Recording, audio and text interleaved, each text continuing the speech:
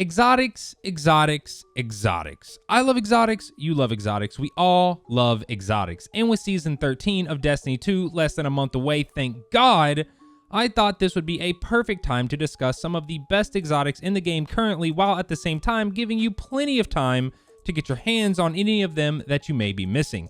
That's right, boys, Papa Myfi is back, and with me I bring the top 5 must-have exotics that if you haven't already acquired, then what are you doing? Set some time aside and go get these bad boys. But before we do get started, real quick, I have a very special announcement. A few days back, I put out a video showcasing beautiful 4K 60 FPS HDR gameplay of Destiny 2 on the PlayStation 5. And guess what? Today's sponsor, PLINK, is teaming up with me to give away a PS5 to one of you all. PLINK is an amazing LFG app that analyzes all of your in-game stats and behavior. Just connect any of your gaming profiles like your PlayStation account, Xbox account, Nintendo account, or any PC gaming platform, and PLINK will show your friends' stats along with your own in-game stats. It's never been easier to compete against your friends to see who is truly better. You can also see who's online and stay in touch with all kinds of players around the globe. With PLINK, you can finally find people to play with, connect with them, and build the gaming squad you've always wanted so you never have to play alone again. Like, for real, one of the biggest complaints about Destiny is not having people to raid or do in-game activities with, and PLINK is the perfect solution. PLINK will match you with like-minded gamers and teammates with similar KDs, favorite playtimes, games, etc. Destiny 2, Apex Legends, Rainbow Six, PUBG, Fortnite, League of Legends, GTA 5, Call of Duty, you name it, they have it. I wasn't able to find a single game PLINK doesn't have. One of the reasons I like PLINK is because it's a lot like Twitter, because you can get all the info about new games or achievements from the people you follow right in your newsfeed, and you can be notified to join them as soon as they start playing. Like I mentioned, PLINK and I, we wanted to offer you all something huge, so I will be picking one random subscriber from my PLINK profile to win a new PlayStation 5. Click the link at the top of the description or in the pinned comment to download PLINK, and make sure you use my promo code, just MyFi, it's on screen now, when signing up. Then also make sure you subscribe to my PLINK profile to be fully entered in to win that PS5. Once again, I would like to thank PLINK for sponsoring today's video, and let's get into these exotics. So as a prerequisite, every exotic on this list is currently obtainable in the game, so don't worry if you've never played before or if you haven't played in a while, I got you. Coming in at number 5, we have Divinity. Divinity is a 1000 RPM arc trace rifle that is acquired via a quest that ends with doing some puzzles and beating the Garden of Salvation raid. We all know what Divinity is, but just in case you don't, let me explain it in 4 words. The ultimate support weapon. Okay, it's a little bit more than that. The thing that makes this weapon so good is its exotic perk, Judgment, which states sustained damage with this weapon envelops the target in a field that weakens and disrupts them. What this means in easy to understand terms, when an enemy is being hit by this weapon, they become engulfed in a white sphere that when shot at by other players acts as a crit and increases all damage by 30%. Like I said, the ultimate support weapon, because you are literally increasing everyone on your team's damage while at the same time making the enemy's crit point massive. I was debating on putting Divinity on this list because Divinity alone isn't really that good of an exotic, but you can't deny that this weapon is absolutely essential when it comes to in-game content. Like, for real, I want you to stop and think about the last time you did or saw someone doing any in-game high-level activity where someone in your/their fire team wasn't using Divinity. I honestly believe that Divinity is the new G-horn of LFG, because if you don't have it, then you ain't getting into 90% of LFG team, which really sucks because you need a team to get this weapon, but if you don't have this weapon, then you can't get a team. Hey, it really sucks, but I don't make the rules, okay? Now, coming in at number 4 on the list, we have Izanagis Burden. Izanagis Burden is a 90 RPM kinetic sniper that is acquired via the Monument to Lost Lights in the tower and is going to cost you 2 Ascendant Shards, 150 Spin Metal, 150,000 Glimmer, and 1 Exotic Cipher. Now, as many of you know, this isn't your old run-of-the-mill sniper rifle, and that's because of its perks, more specifically its exotic perk, Honed Edge, which states, consume the magazine and load a round with additional range and damage. So pretty much you hold the reload button when you have ammo in this weapon's mag, and you will then combine all those bullets in the mag into one high damage bullet or shot. The more bullets initially in the mag prior to holding the reload, the more extra damage that one single big damage shot/bullet does. Now, it doesn't stop there, because if you just so happen to get the Catalyst, well, that's going to further increase this weapon's damage. The Catalyst Peerless Edge increases the damage bonus of Honed Edge when 4 bullets are consumed. So now when you hold reload and you have a full mag/4 shots, you're going to be doing even more damage with that high damage shot. Now, I know I said every exotic on this list is still obtainable, and while that is true, please, someone let me know in the comments if this catalyst is still obtainable. I'm honestly not too sure. I'm pretty sure it's not, but I could be wrong. Nonetheless, with or without this catalyst, this weapon would still be here at the number 4 spot, thanks to its ability to enable you to have some loadout diversity and some other things we'll talk about in just a second. As you all know, I preach having a weapon for ad clear, a weapon for single target damage / group clear, and a weapon for boss damage. And Izanagis Burden covers 2 of those, that being single target damage and boss damage, which allows you to use other, maybe not as optimal weapons. And you're still going to have a viable loadout because of how good and versatile Izanagis Burden truly is. Let's also not forget, and this is the thing I said I'd talk about in just a second, that Izanagis Burden is still king when it comes to Grandmaster Nightfalls, thanks to its ability to put champions to sleep while also doing boss damage, which once again connects back to being good at single target damage and boss damage. Making its way in at number 3, we have Xenophage. Xenophage is a 120 RPM solar machine gun that is acquired via a questline from Shadowkeep that ends with you venturing into the Pit of Heresy dungeon. Xenophage, upon its launch, was honestly a laughingstock that no one used. That is, until it saw a buff a few seasons back. Ever since then, Xenophage has been a staple for certain boss fights and just an all-around reliable and good weapon.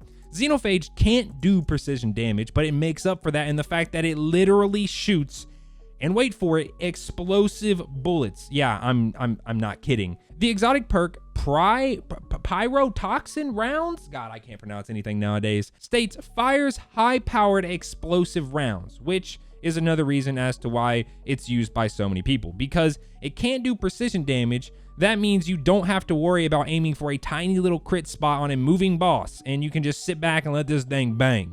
And don't worry about the fact that it can't do crit damage, because it more than makes up for it in just raw damage alone. Now, if we take a look at the other perks on this weapon, we can see that they also aid in this weapon just being an absolute tank. We get full bore in column 1 for a massive increase to range, column 2 high caliber rounds for even more range, but also adding target knockback, rangefinder in column 3 for an increase to zoom magnification and effective range, and finally column 4 composite stock for an increase to stability and handling. All of these perks just further aid this weapon in being an extremely easy to use and a great all-around weapon for boss damage and group clear. Seriously, Xeno is the easiest weapon in the game just to do good damage with. Making its way in at number 2, we have Anarchy. Anarchy is a 150 RPM arc grenade launcher that is acquired via the Monument to Lost Lights in the tower and will cost you 2 Ascendant Shards, 250 Spoils of Conquest, yes, that is the max you can hold, 150,000 Glimmer, and 1 Exotic Cipher. I'm going to go ahead and say that Anarchy is the most sought after exotic in the entire game, and for a good reason. Anarchy, even though it's a grenade launcher, works completely different than any other grenade launcher in the game, and that's because of its exotic perk, Arc Traps. This perk states, grenades stick to surfaces and chain arc bolts to other mines. So what this actually means is that the, in quotation, grenades fired from this weapon aren't really grenades at all. They're more like mines in the fact that they don't blow up right away. They will stick to whatever surface they are shot at, and they will pulsate arc electricity for around 10 seconds before finally blowing up. Now, when an enemy passes over that mine, it will inflict damage, but the mine is very small, and you will have to coordinate a shot that multiple enemies would pass over, which would be very difficult. Now, that's where a second shot comes into play. Upon firing a second shot, as long as that shot is within a reasonable range of the first shot, then the 2 mines will connect to each other via arc bolts. And now any enemy that passes between the 2 mines being connected via arc bolts will fry instantly, assuming it's not a boss or a high tier major, ultra, or champion. The ability to fire a few shots and have enemies chase you through the arc bolts connecting those shots makes Anarchy extremely good for ad clear, but it gets even better.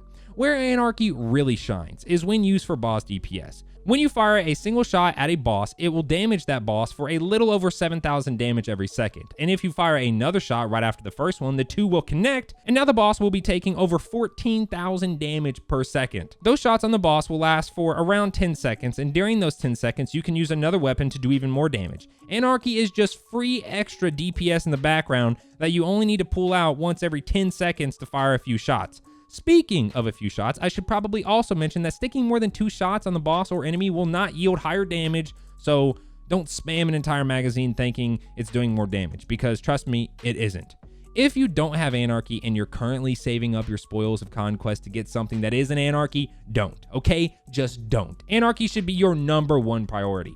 Now, before we get into #1, I have 2 honorable mentions. They're kind of the same gun, but also completely different. The first is Riskrunner. Riskrunner is a 900 RPM arc submachine gun that is acquired via random world drops, but I'm pretty sure you can get it for free via a quest. I can't remember which one, but someone let me know. What makes this weapon so good is its exotic perk Arc Conductor, which states when taking arc damage, this weapon becomes more powerful and resists incoming arc damage. Kills extend the time in this overcharged state. Pretty much all you need to do is take some arc damage and you become a walking bolt of lightning. Shooting an enemy causes arc lightning to branch out and damage other nearby enemies, and every kill you get extends the duration of this effect.